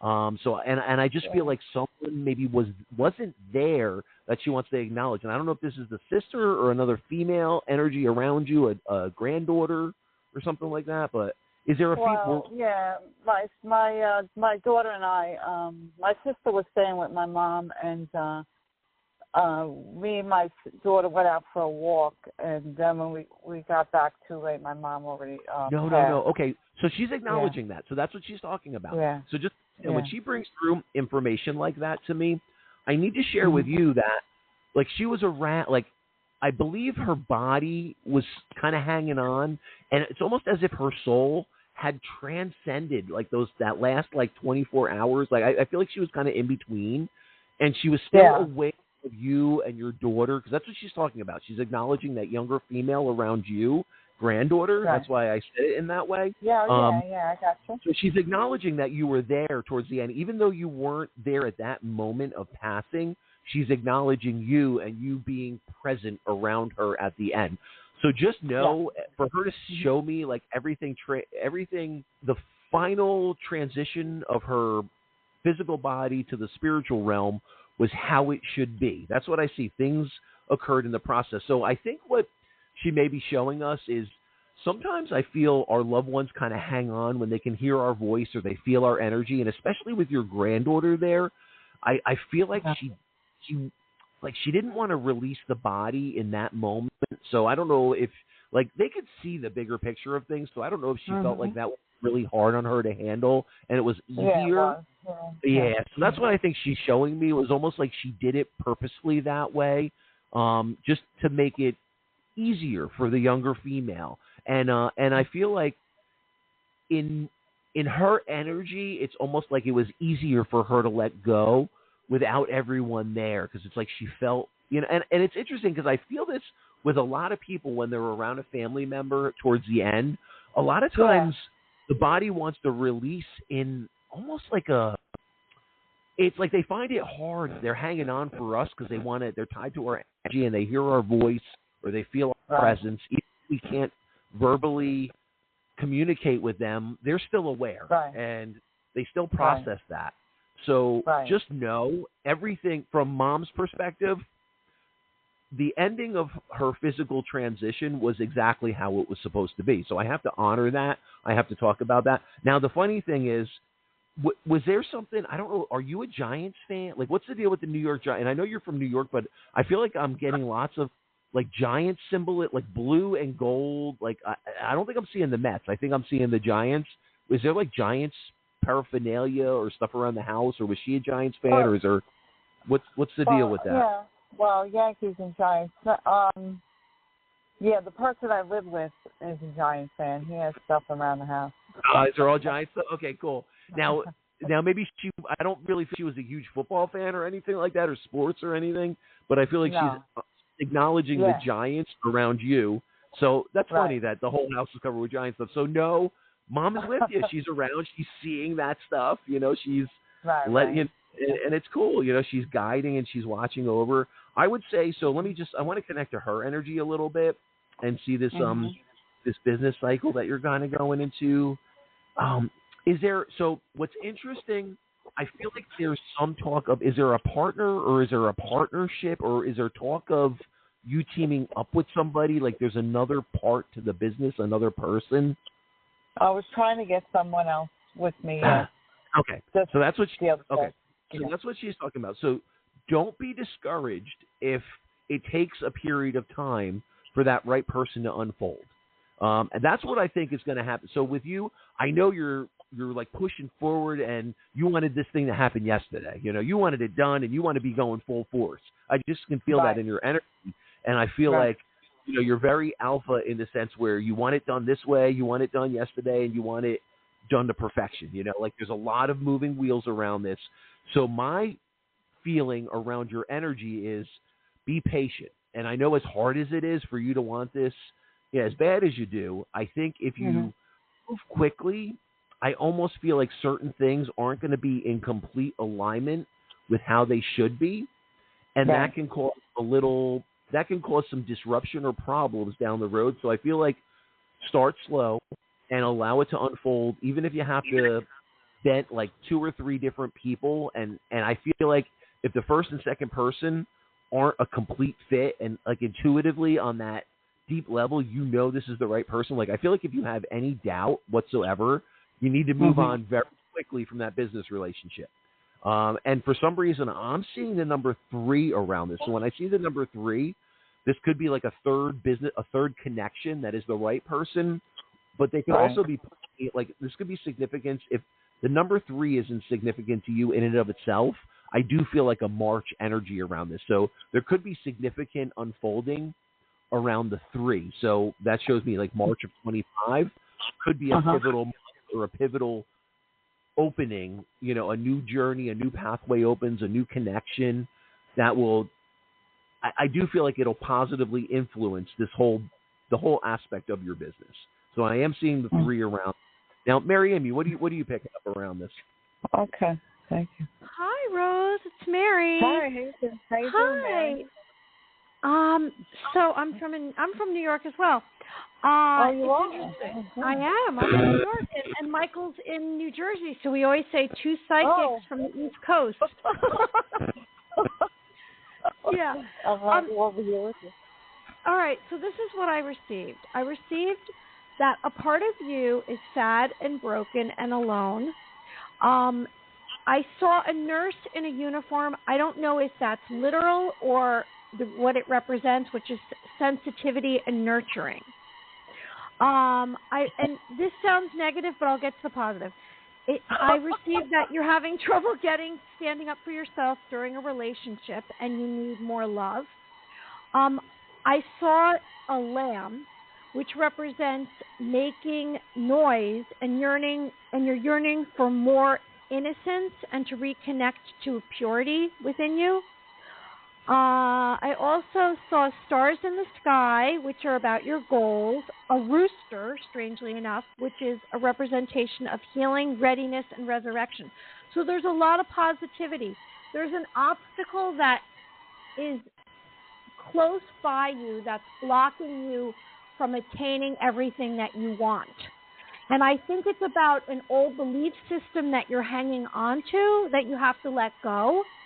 And it might be in regard to something as a child that you heard, like if you did one thing that you're only a good girl that way rather than if you do another. But what I'm going to say to you is that you should empower yourself more because you are closer to your dreams and recognizing everything you want than you realize. It's just knocking out an old belief system within you. And that's something you have to do on your own. So there's a way you think about getting your goals and your dreams to come true that is preventing you from getting. Like, you have to do a certain thing to get there when you really don't. Are you sensing anything I'm saying? Are you realizing anything I'm saying? Rose? Yeah, I do. I understand. Do you almost understand everything what I'm trying to say to you? Okay, good. Yeah. Because sometimes what happens is we get brainwashed by how things have to be rather than just think out of the box. Like, heck no. I can do it this way. I don't have to do it this other way that everyone else does or people are telling me to do or something someone said to you a long, long time ago, because you can have it. It's just about just doing it and not listening to anything outside of yourself. That's all. Good things are coming. Good things are coming. No, it is. Rose, you're bells absolutely going off. entering. Ding, ding, ding. Yeah, you're definitely entering a new energy cycle. It's a very powerful energy cycle for you. If you can eliminate, it's just a process of trusting in yourself. I feel like you have to eliminate, like Mary Amy was saying, like any outside negativity. If people are telling you, "Oh, you can't do that. Trying to do this business is crazy." That's their self-limiting belief. That's not your self-limiting belief. That's them. You know what I mean? That's them talking about their self-limiting belief. Don't allow anyone to impose their energy on you. You know, kind of march to your own beat, do your own thing, and beautiful things are going to come through. And Fran's looking over you. You know, look, she came through beautifully in this reading. Oh, yeah. So just feel her energy is just guiding you. I think if you connect her energy, I do believe she'll imprint guidance on you. So just think about her face, think about her voice, you know, in your mind's eye, and just let that energy hold around you, and that love will uplift you, and I think it'll push you through. So, Rose, when you launch the business, you're going to have to give us a call back, and you're going to have to let us know how everything's unfolding. But thank you so much for calling in. We really appreciate it, and, you know, God bless you on this new journey. It's going to be a beautiful journey for you. You are a beautiful being of light, just like your name. No, really. That's your name. No. That's what you are. You're a rose, and you're going to blossom and everything you want. You know, maybe it's something simple like you wake up in the morning and you're going to plan what the first thought you're going to have. And it's going to be about attaining everything you want. And maybe it's going to be a statement or a mantra that you say. You have to like overcome whatever this is that's keeping you from believing, because it's like you just it's like there's a fog going on around you. You have to get to the other side. Go through the portal. It's a portal of light. On the other side is everything that you want. You're going to get there. No, it's true. Manifest your full potential. You guys are really, really great. I enjoy listening to your show, and of course the reading. I'll be listening to you again. I'll let you know what happened. I appreciate you let us know. If you're on Facebook, I'll let you know. If you're on Facebook, follow Two Psychics Radio Show. You can follow I already wrote it down. Awesome. We appreciate you know what? Like seriously, Rose. Like, before you go to sleep tonight, look like close your eyes and just like, okay, relax. Focus on your breathing and visualize with your eyes closed everything that you want.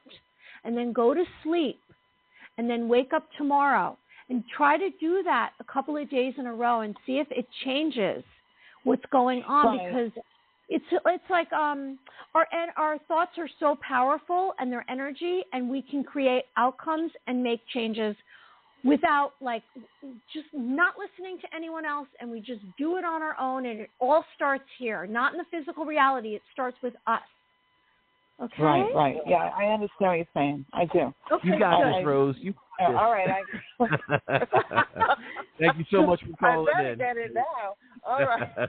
All right. You will. You got have a good night, guys. All right. You're awesome. Thank you. Bye, Michael. Bye. Take care. All right, Mary Amy. We are dead. I love that Rose. Yeah, Rose is she's amazing. got great energy, you know, and that's what this energy cycle's about. Push forward. Any self-limiting beliefs, let those go. Don't listen to that outside nonsense chatter if it's someone else's self-limiting belief. You know? Two Psychics, episode 29 with Extraterrestrials and guest Daniel Scranton, a channel and a healer. We have next week at 7:30, Psychic Joan Cara. And then September 12th, Peter Hansen, Angelic Channeler. And if you want to reach Michael, michaeledley.com, and me, maryamyofficial.com, and we will be back next week. Any parting words, Mike? Thank you so much for joining Two Psychics Radio Show. We really love having everyone be a part of this show. And, hey, I can't wait to be back next week. It's going to be another great show. So, Mary Amy, thank you so much for being my fabulous Michael. Host. Yeah, you're amazing. See you all next week. Okay, bye, Mike. Right, good night, everyone.